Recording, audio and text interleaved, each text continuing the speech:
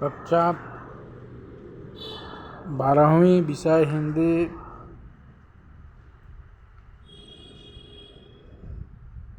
को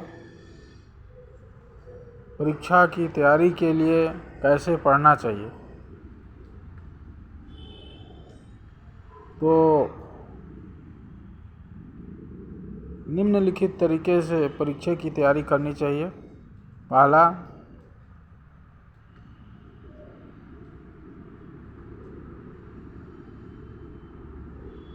सभी पाठों का पाठ का नाम और उनके लेखक का नाम याद करना चाहिए।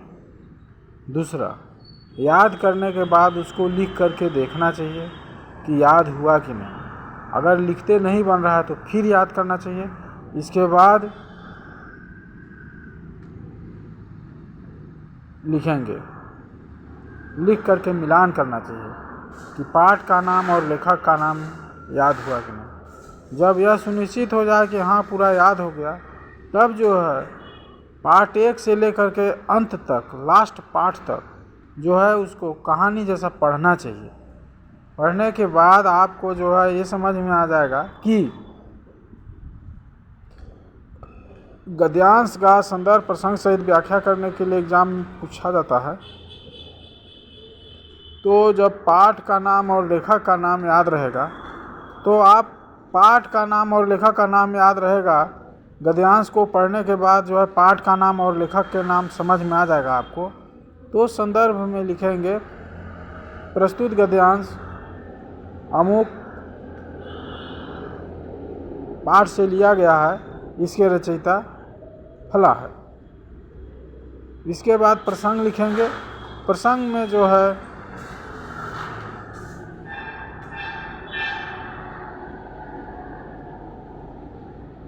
दो तीन लाइन का सारांश लिखेंगे। प्रसंग में कवि या लेखक इस पाठ के माध्यम से क्या कहना चाहते हैं। इसके बाद व्याख्या होगा। व्याख्या में यदि कविता का व्याख्या करना है तो कविता का अर्थ लिख देना होगा।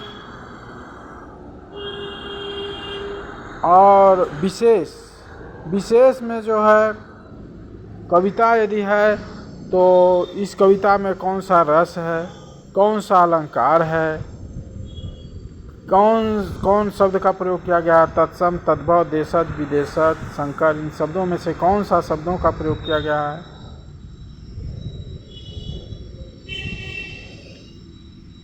कौन सा शक्ति है, कौन सा गुण है, इत्यादि लिखा जाता है। Thank you. यदि गद्यांश का संदर्भ प्रसंग या व्याख्या लिखने को बोला जाता है तो पहले संदर्भ लिखेंगे, इसके बाद प्रसंग लिखेंगे, इसके बाद व्याख्या करेंगे। ध्यान देने योग्य बात यह है कि गद्यांश की व्याख्या में जो परीक्षा प्रश्न पत्र में जो गद्यांश दिया रहेगा उसी को सेम उतारना नहीं है। परीक्षा कॉपी में यदि सेम उतार देंगे तो परीक्षक जांचने वाला ये समझ जाएगा कि ये नहीं जानता है और उसको काट देगा। आपको सिर्फ संदर्भ और प्रसंग में ही अंक मिलेंगे। इसलिए जो है आप जो है उसको अच्छे से पढ़ लीजिए और अपने भाषा में लिखिए उसको। गद्यांश की व्याख्या में विशेष में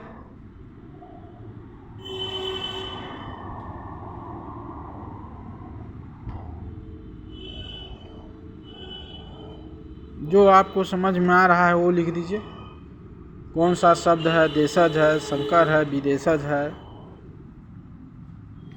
और यदि अंग्रेजी शब्दों का प्रयोग किया गया है तो इंग्लिश शब्दों का प्रयोग किया गया है, ऐसा लिखेंगे।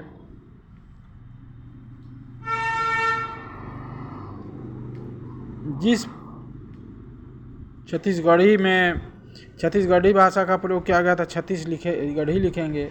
भोजपुरी भाषा का प्रयोग किया गया तो भोजपुरी लिखेंगे, इत्यादि। अगर यह वीडियो पसंद आए तो लाइक और सब्सक्राइब करेंगे। इसके बाद मैं बता रहा हूँ कि कविता का जितने पाठ के कविता हैं सभी को याद करना है।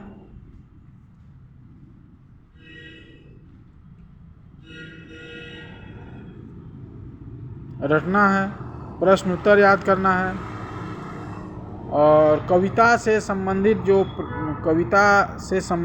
प्रश्न का उत्तर रहता है गाइड में, उसको भी याद करना है। अर्थ ग्रहण संबंधी प्रश्नोत्तर, अर्थ ग्रहण संबंधी प्रश्नोत्तर याद कर लेंगे तो आपका सभी प्रश्नोत्तर भी बनेगा और अर्थ भी समझ में आ जाएगा। गद्य खंड में पाठ को पढ़ने के बाद आपका जो पाठ के अंत में प्रश्नोत्तर दिया रहता है उसको याद करना है। याद करने के बाद